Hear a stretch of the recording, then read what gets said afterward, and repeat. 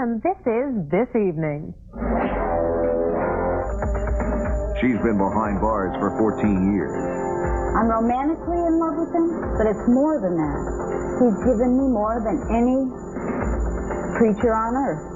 This evening, Squeaky Fromme, still under the spell of Charles Manson.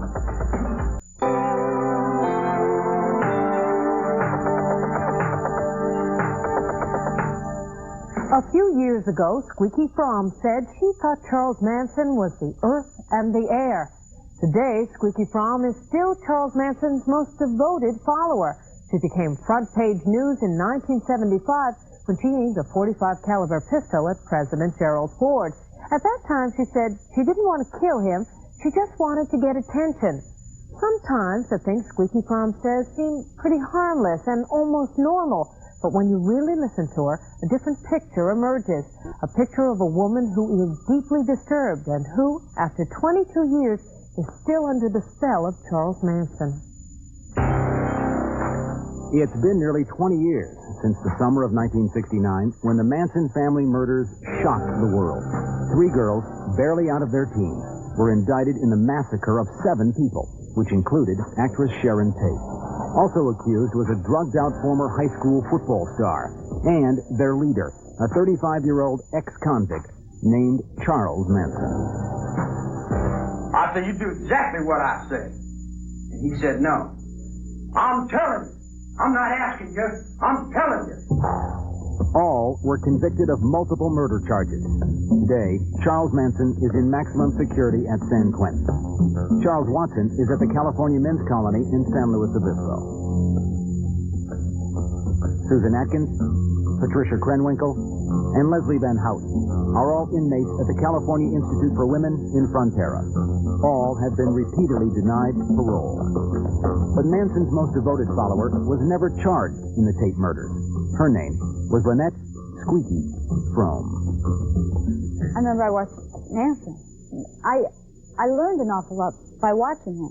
That's the whole wealth of what I got from him, because I was only with him 2.5 years. Squeaky was a college freshman when Manson found her sobbing on a curb after a fight with her wealthy father. Enter Charlie, a new father figure, and Squeaky never looked back. I wasn't happy. I didn't want to go back to a sterile household where Dad picks up the Wall Street Journal and puts it in your face, and, you know, there's no conversation across the table. I wanted life. And we all do. We all want adventure. Squeaky found adventure during the Manson trial when she led a ragtag band of hippies to the courthouse to defend their grubby messiah. She was responsible for keeping his message in front of the media.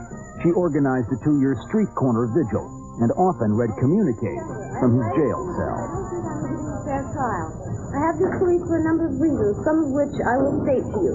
First of all, I'm an individual, one man, standing alone, defending myself. After Manson's conviction, Squeaky was never allowed to visit Manson in prison, but she was constantly in touch by mail. In 1975, frustrated by defections from the family ranks and a lack of interest from the press, Lynette Fromme staged a dramatic media event.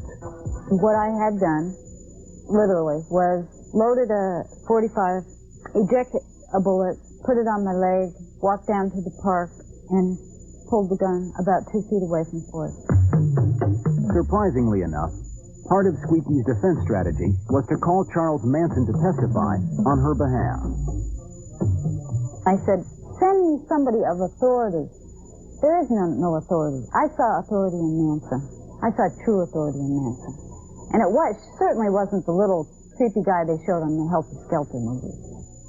The judge refused to allow Manson to be called as a witness, and Fromme received a life sentence. Now, after nearly 14 years in jail, Squeaky says she still dreams about reuniting the family, while Manson himself has become a media sideshow. I might go to Libya.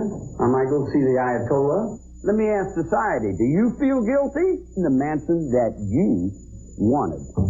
In contrast, almost nothing was heard from Squeaky Fromme until a dramatic escape on Christmas Eve of 1987, which was motivated by a disturbing rumor about Manson. I got a letter that said he had cancer. I called 2 people. They said that they heard the same thing. I had no way of getting in touch with anybody, and I wasn't going to just stick around. I realized after I escaped that I need him more than he needs me. She was apprehended 2 miles from the prison after nearly 48 hours in the rain. The escape has severely damaged her parole possibilities. And once again, she did it all in the name of Charlie. No, I've been eligible for parole. They're not going to let me go. I'm being used, but I put myself in the position and I'm taking the consequences. I got tangled in the web. Sometimes I wish the spider would have eaten me. Had I known a little bit more, I could have probably done some things to be able to get Manson out. If I had it in me, I would have done a lot more.